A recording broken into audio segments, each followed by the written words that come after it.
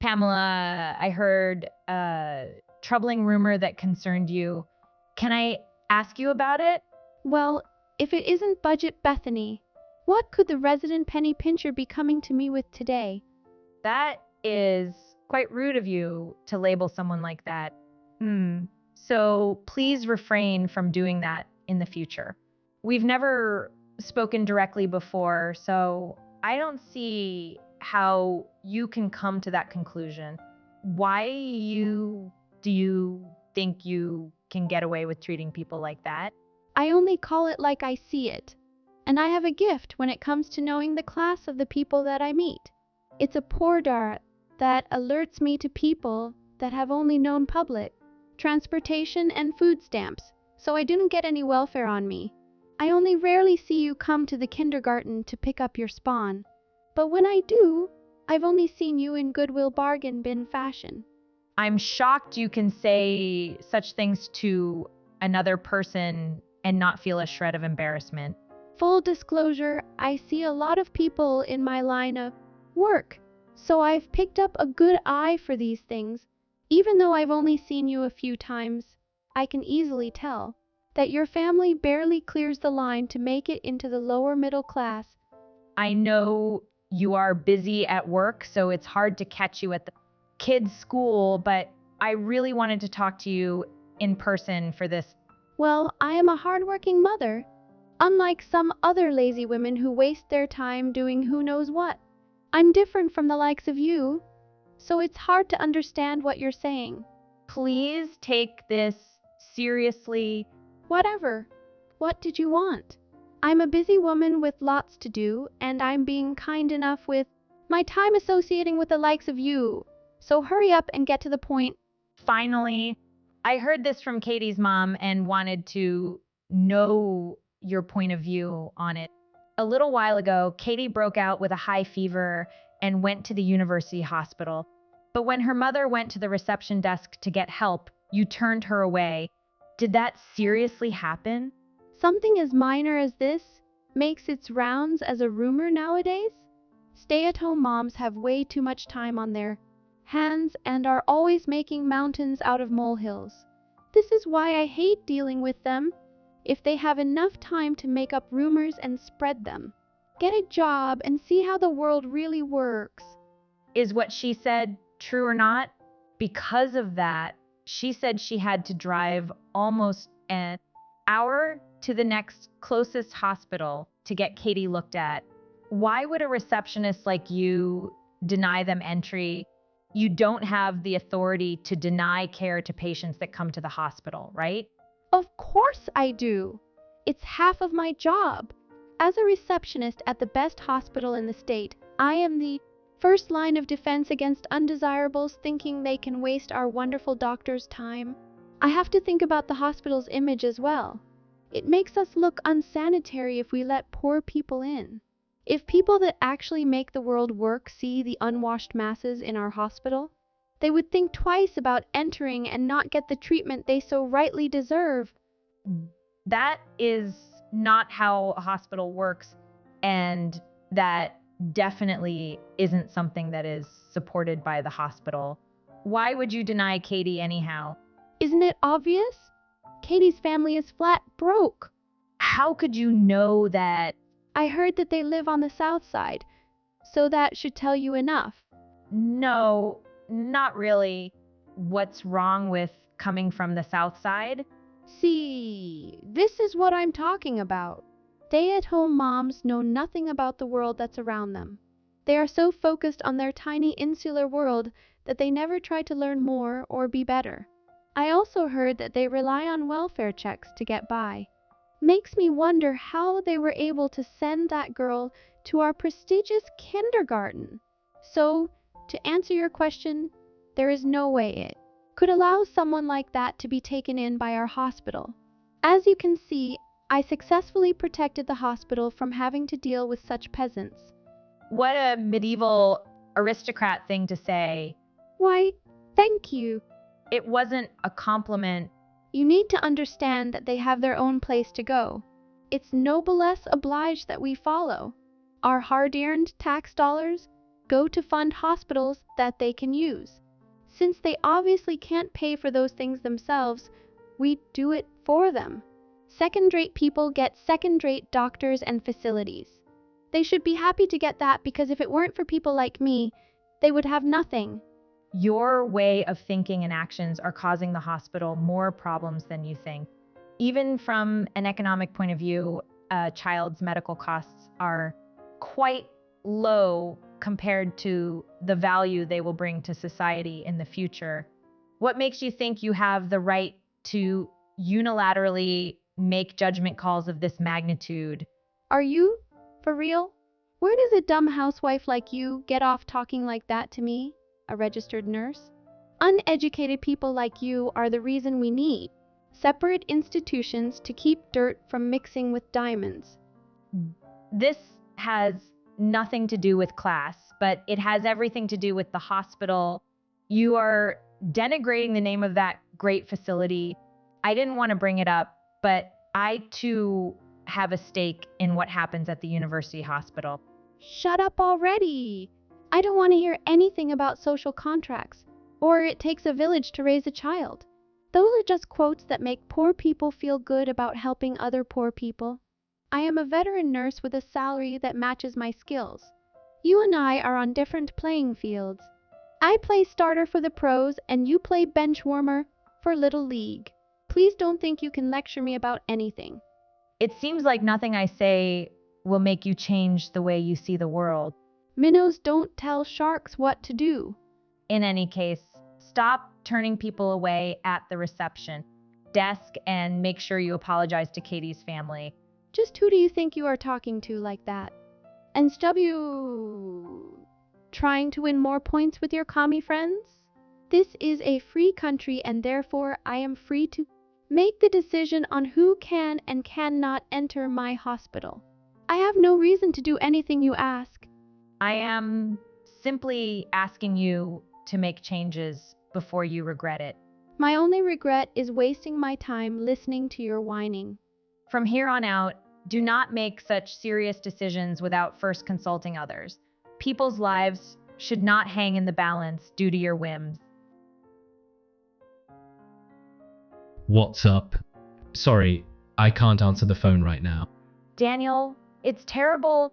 Sandy was in an accident. Oh my goodness. Tell me what happened. Is she okay? Please tell me she's okay. A car hit her while we were crossing the street. We are waiting for an ambulance right now. Is she bleeding? Is she awake? I don't see any blood, but she hit her head when she fell down. She's crying, but I'm not sure if I should move her or not. Good. It's best if you don't move her, and her crying is good news. Is she gonna be all right? If anything happens, it's all my fault. I'm a horrible mother. Please relax. Take a few deep breaths and remember our training. If she is awake and there are no obvious external wounds, then she should be fine. What about the car that hit her? Are there witnesses? Yes, the man driving immediately got out, and he's the one that called the ambulance. Since I do know the situation there, make sure you get the contact information of everyone that witnessed it. When the ambulance gets there, tell them to come here. Are you sure? You said you had a full schedule today? None are emergencies and all can be rescheduled. I'm worried as well and won't be able to focus on other work until I see her for myself. The sooner someone can look at her, the better. Tell the emergency personnel what happened and come to me directly. Happened and come to me directly. Yes, okay. That makes me feel a lot safer already. Me too. I have a few more patients to check on, but I'll be there as soon as you arrive. Thank you, Danny. I'm so glad I was able to get a hold of you. I do know who the hell you think you are or what the hell you're thinking, but I will never forgive you. Whatevs. If I told you once, I've told you 100 times. We don't have the time to deal with your ilk. Poor people need to wait in line with other poor people in the places they belong. No one gets into this hospital without my permission. You have no right to turn away my daughter who arrived by ambulance.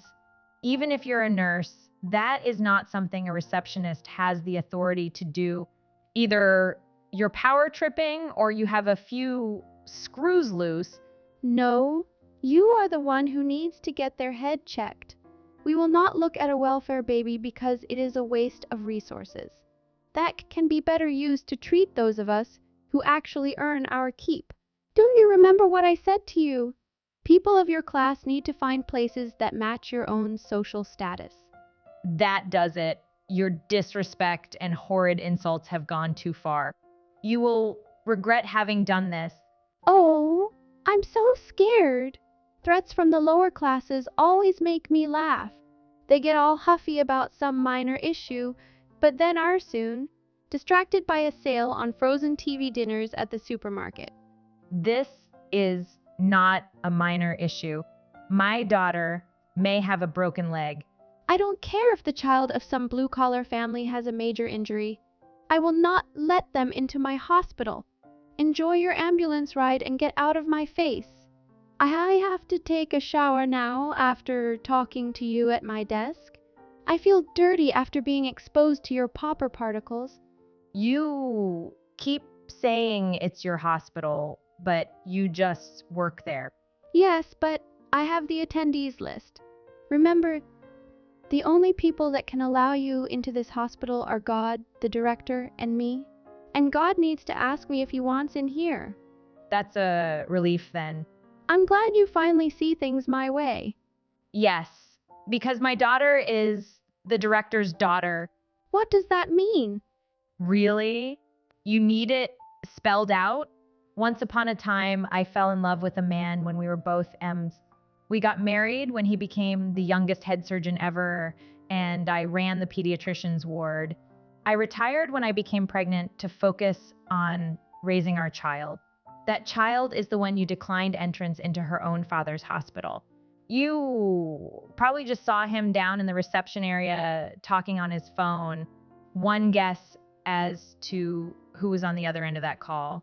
We are on our way back, so please be prepared. In addition to causing us all needless trouble, you have wasted my time, your director's time, the MT's and driver's time as well. I hope you can take responsibility for all of that, but you're a big girl with big girl brains, so it should be no problem, right? What are you talking about? That was just a coincidence he was on the phone, right? A peasant in sweatpants like you can't possibly know the director. That peasant in sweatpants, ponytail, and no makeup is married to the director of the university hospital, Daniel Bishop. And you are the gatekeeping middle manager that called the director's family poor peasants and kicked my daughter out. Your power tripping and derogatory views on people based on your stupidity are going to be known to everyone. I am going to order an investigation into how many families you've hurt with your bigotry. I pray that there were no fatalities because of your snobby attitude, but if there were, I hope, the weight of that possible crime. Wait, are you serious? Are you really the director's wife? You've got to be joking. Is this the Apollo Theater? No? Then it's real. It is all real. Why didn't you tell me from the start? Then none of this would have happened. Why should it matter who I am? You seem to have forgotten the Hippocratic Oath. That's just a guideline, right? The 10 Commandments are guidelines. The oath is a promise to all human life. You are a disgrace to all medical professionals. I gave you plenty of chances to mend your way of thinking, but you blew me off. But I didn't know. You should have let me know. Changing the way you treat people depending on their class may be fine for politicians, but it is unthinkable if you work with saving people's lives. What you've been doing is unforgivable, and soon everyone you work with will know what you have done. Wait, please wait. What I said to you didn't mean what you think it means. It's just a big misunderstanding. I don't know why things are turning out like this. Have fun making up excuses and downplaying what you did. Last piece of advice, find a lawyer. Goodbye. Mrs. Bishop, how is your little girl doing? I had a meeting with the head nurse after that little misunderstanding, and she let me go home early to reorganize my thoughts. I really wanted to check on your little Katie beforehand but couldn't. I trust that she's doing well. Her left femur has a twinge fracture in it, but otherwise, she is doing fine. That is so good to hear. I was so worried about her. I will make sure she gets the best care possible. When I get back, I will personally take responsibility for setting up a schedule that will give Sandy a private nurse 247 during her stay. It seems like you and I had a slight miscommunication, and you may have misconstrued some of my previous comments. I didn't actually mean for you to leave the hospital grounds after we spoke. I meant for you to wait outside for a little bit while we prepared a private room and cleaned up the reception area so no opportunistic infections could affect her. You understand, right? I was only thinking about yours and Katie's safety. Wow, that excuse ranks right up there with Prince Andrew's. Want to try again? Don't be like that. You just took me a little too seriously. It was just a little joke between us. Can't you see? What if it had actually been a life-threatening injury? The actions you took could have cost us the time it takes to save her life. But she was fine, right? So it's all good. No harm, no foul. Don't you feel better knowing that it wasn't serious? Kids bounce back from injuries so quickly that you'll forget about this in no time at all. So let's put this silliness behind us and get along like adults. I have no intention of ever talking to you again. Please refrain from contacting me by chat or in person from here on out, please. I guess I can just block you here, so please pretend we do know each other. If you ever see me in public, that will be all goodbye. Wait. There's no reason to go to such extreme measures, is there? We're friends, right? You would never block a friend, right? You are absolutely right. I would never block a friend, but you are no friend. You never were and never will be. Subtract the from it, and that's what you are. That's a little harsh, don't you think? Look, we share the same group of friends, right? Contact is inevitable, so just this once. Could you please sweep this little misunderstanding under the rug? No one needs to hear about this, right? Misunderstanding? If you can pass this off as a misunderstanding, then what I did to Othello must also fall in the same category for you. Come on now! You're just exaggerating things a little bit too much. What I did can only be classified as a little prank as there was no harm done. How dare you say that? You've only been lucky that your prejudice hasn't led to any serious trouble so far. Like any bad politician out there, you try to spin the story to your favor after finding out the facts make you look bad. Anyone with a brain can see through that.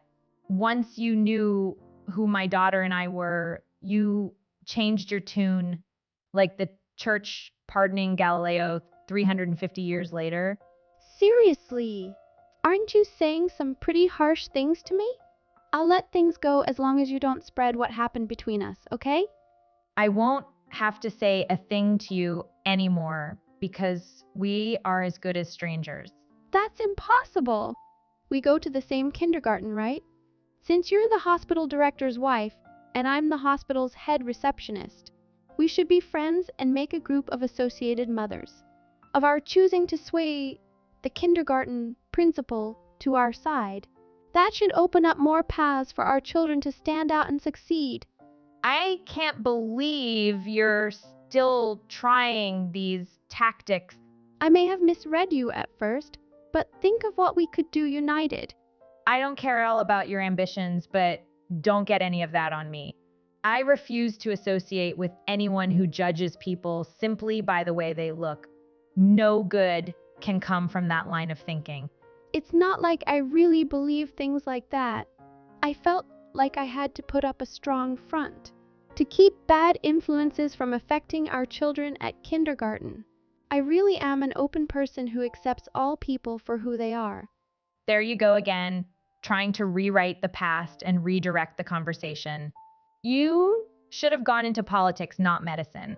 A receptionist like you has no right to turn away patients. You have no idea how livid my husband was once he heard what you've done. Come on, be a pal. I need you to intervene on my behalf and talk your husband down. What would happen if I were to lose my job? That is the least of your worries. What do you mean?